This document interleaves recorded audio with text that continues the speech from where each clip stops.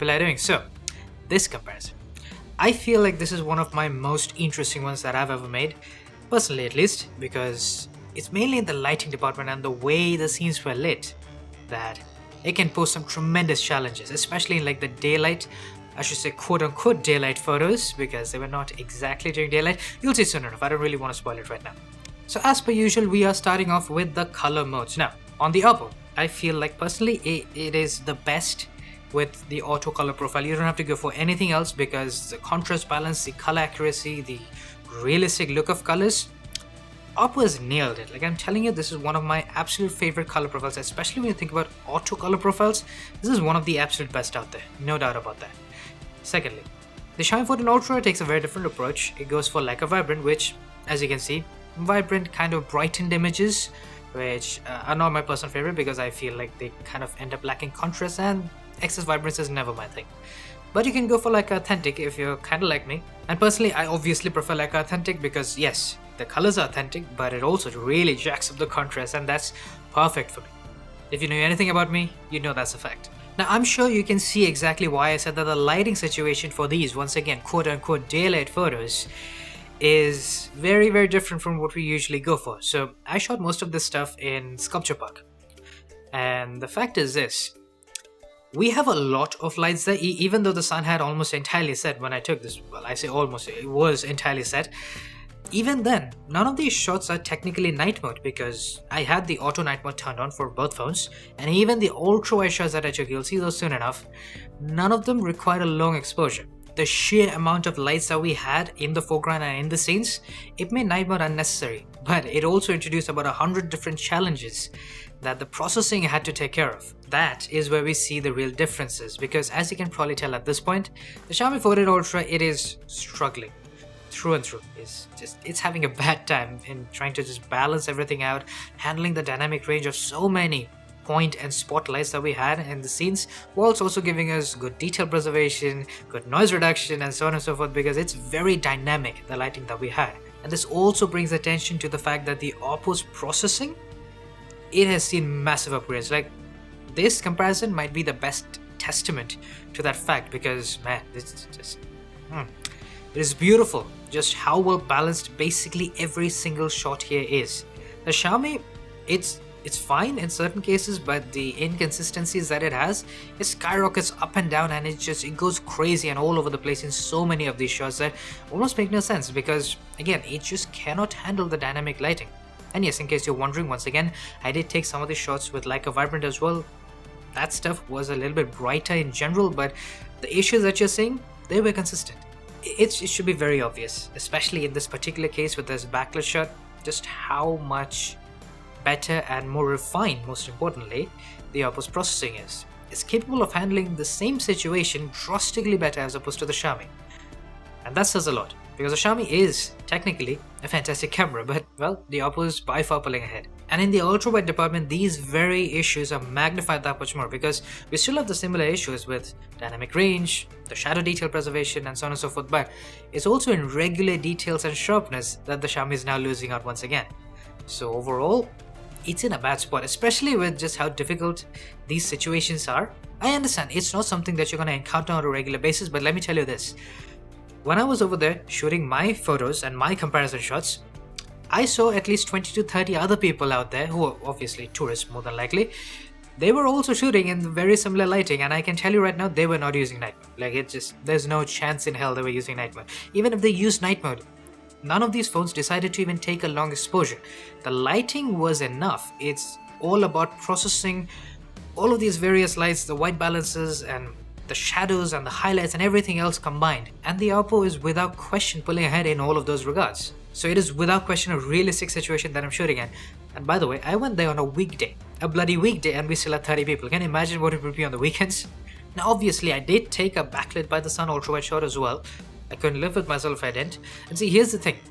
When backlit by the sun, the Xiaomi is actually performing fairly well, but when we have a whole bunch of crazy lighting going on, especially artificial lighting, that isn't excessively bright but isn't also dim enough for night mode, that's where it really struggles. And then of course we have macro. Yes, you could maybe try it out with the ultra-wide cameras as well, but I know for a fact on the Xiaomi, the ultra-wide macro sucks balls. And also, with telephoto macros, you just get a nicer looking shot with less distortion, more depth of field, better sharpness in most cases. It just looks nicer, in my personal opinion. And of course, this brings us over to the zoom test. We are as usual starting off with the 2x, and yes, there was plenty of lighting. Before anyone says anything, I know it doesn't look like there was, especially on the Xiaomi because it is using Leica Authentic. In general, it's just gonna give you darker shots, but I'm pretty sure the Oppo speaks for itself, right? But however, when we crop all the way into 500% to check out details, now see, this is finally where things get genuinely interesting because up until now, the Xiaomi was at a disadvantage, to be completely fair. But finally, we see Oppo's greatest weakness. It is in the general detail preservation and the sharpness of most of its shots. In these cases, even with the 3x right here, it is more than obvious that it is struggling. It is not able to produce as much detail, and this similar issue is something I saw in the previous comparison I made just like a few days ago.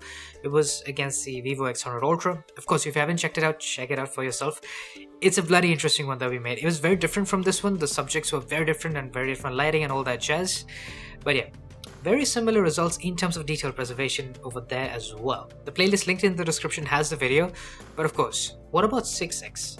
You see, technically speaking, yes, the Find X8 Pro does have an optical zoom advantage because it's 6x versus 5x, not that it matters much of anything at all. And exact same results that we saw in the previous shots, 2x, 3x and 6x, they all suffer from very lackluster detail preservation. This is like by far the biggest issue that I've seen on the Find X8 Pro.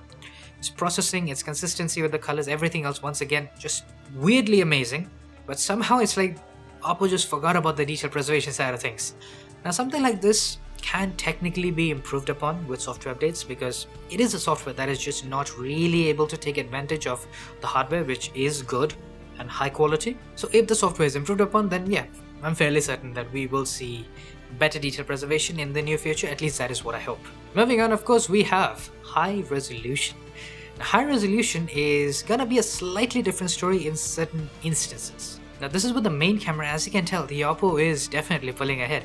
Not by a massive margin, but it's definitely visible, especially when you crop it to 500%. And then of course we have the ultra-wide camera. Now the ultra-wide is a bit more tricky because Xiaomi's ultra-wide is way wider than the Oppo. It's I think the widest ultra-wide that I've had the pleasure of using this year. So framing it is always a problem. I try to adjust, it doesn't work out. So as you can tell, in good lighting, the Xiaomi software is far more adept at handling the situation as opposed to what we saw in the previous ultra-wide shots where the lighting was far more challenging, not quite as well lit, especially because these were lit by the sun. So because of that, even with high res, it's able to bring out a ton of detail as opposed to what we saw in the previous situations. And then we have 3x. Now, there are two issues here. One is with the Xiaomi's dynamic range. It would appear that the dynamic range isn't preserved nearly as well as you would hope with high res. But on the other hand, when we crop it, it would appear that the Oppo did not focus, which it makes no sense. The Oppo uses the 3x for macro photography. How is it having trouble focusing on the subject here? I even used tap to focus. Apparently it didn't help. Anyway, last but not least, we have the 5x versus 6x. So the 5x on the Xiaomi, it seems to be messing up the colors wildly because the statue almost looks like it's rose gold or something, even though the colors you see on the Find X are the accurate ones. And yeah, maybe the contrast could be a little bit lower on the Find X just to even things out.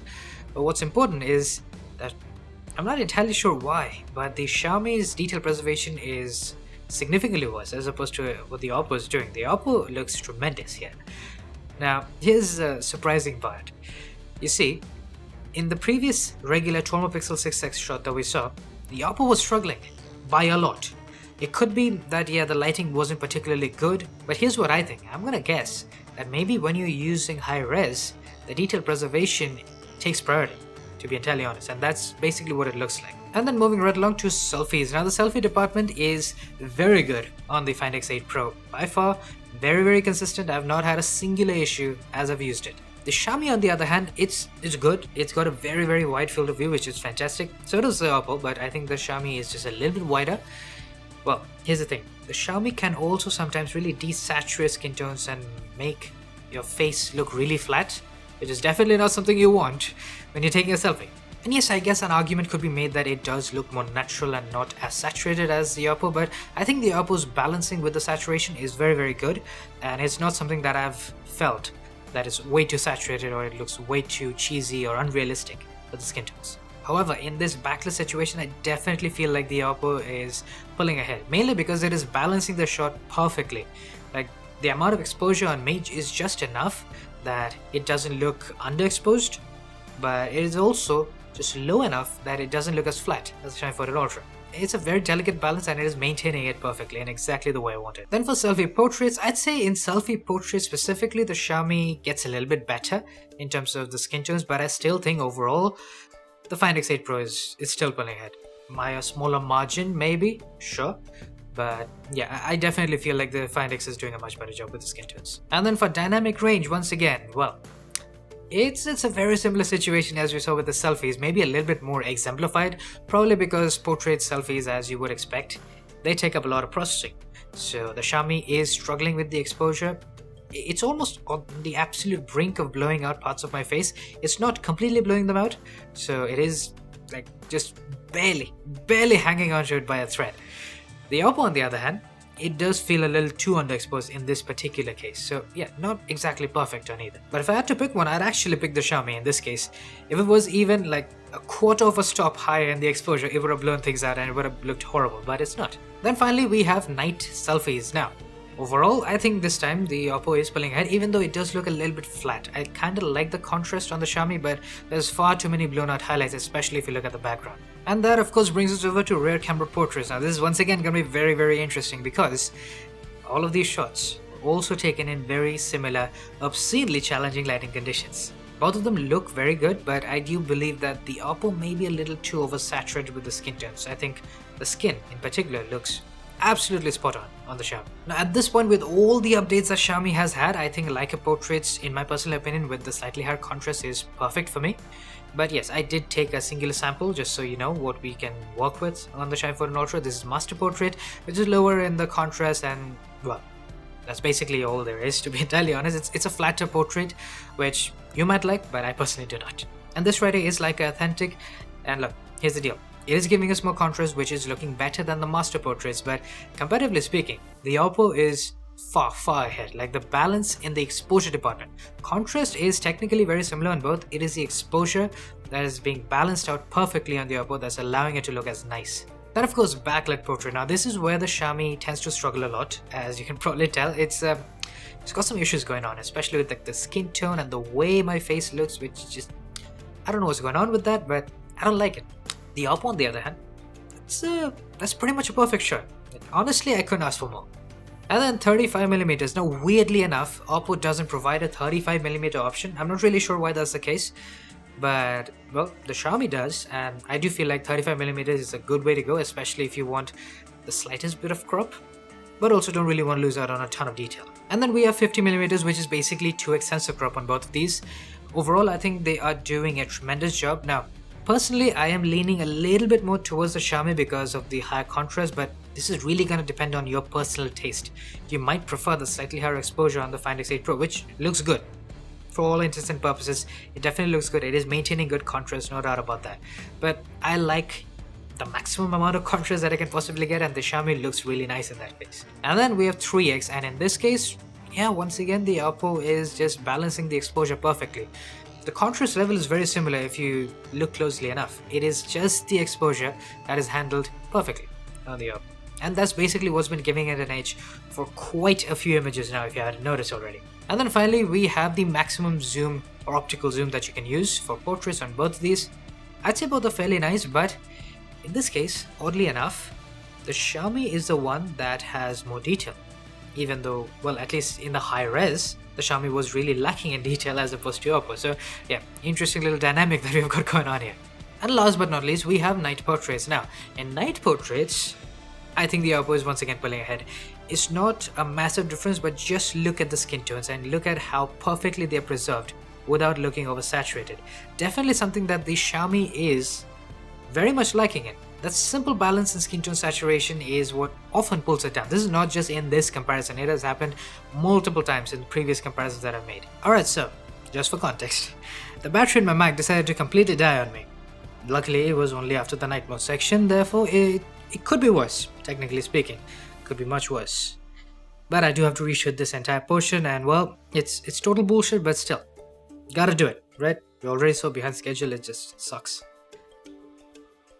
I also realized I'm not wearing my contacts. Completely forgot to put those on. But well, at this point, look, I don't care anymore. I'm just gonna finish this. So with that said, night mode with the main cameras. Now, here's the deal. With the Xiaomi 14 Ultra, what you have is Leica Authentic and Leica Vibrant once again, which is very good. Most phones do not provide the same type of color profiles in both night mode and in regular photos, so it's nice to see the consistency over there. But the fact is this, I would never recommend anyone to utilize anything outside of Leica Authentic because it gives such beautiful and realistic night mode shots. Now the Find X8 Pro does not have any color profiles of course, but as we have established at this point, the auto color profile, the regular Hasselblad color profile that we have here, stunning. There's really nothing much that I can complain about, and even at night, even though sometimes let's say the night sky isn't as dark as I would personally like it, it most definitely strikes a fantastic balance. Honestly, I couldn't complain about it because it looks so nice, so organic, without going too crazy with the processing or the brightening. It works really well on both. The Find X is generally going to be a little bit more balanced, so to speak, in the exposure, whilst the Xiaomi goes for the realistic look through and through. Sometimes it can really underexpose, sometimes it'll completely crush the shadows. It can happen. So technically speaking, if you want the safer night mode option, it would be the Oppo actually, because it would more than likely give you a more balanced shot more often than not, as opposed to the Xiaomi 14 Ultra. Now with the ultra-wide cameras, we do have very similar tendencies once again in the way the images are processed, but also the whole thing with Xiaomi kind of crushing shadows and lowering the exposure to maintain the realistic nighttime look, it happens a little too aggressively when using the ultra-wide camera specifically. Now, I don't think it's all that bad, but again, if you want the safer option, the Find X8 Pro is the way to go. Now, just to be very clear, personally speaking, the Xiaomi 14 Ultra is significantly better for night mode for my own use cases because I don't care if it has few inconsistencies here and there more than the Find X8 Pro. The general look of the shots turn out so much more realistic, almost perfectly realistic with the night mode on the Xiaomi 14 Ultra that it is exactly the way I want my images to be. Now with the zoom camera starting with the 3x, we have once again a very realistic looking night sky on the Xiaomi 14 Ultra. Gotta love that. Like, yeah, the Oppo is good, but that night sky on the Xiaomi 14 Ultra, delicious. But cropping in, I really like the way the Oppo is actually handling the details because as you can tell, the Xiaomi is kind of trying to maybe sharpen and also lower the highlights, control the highlights, something of that nature, and because of that, we're having a ton of artifacting. And this problem does not exist on the Find X8 Pro because the Find X is not really trying to control the highlights as much. There's some sharpening obviously that I can make out, but is far less artifacted as opposed to the Xiaomi. And that finally brings us over to the 6X. Now of course, this goes up against the 5X on the Xiaomi 14 Ultra, and to be honest, based on what results we had previously, I'm not really sure what to go for, or which one is going to perform better.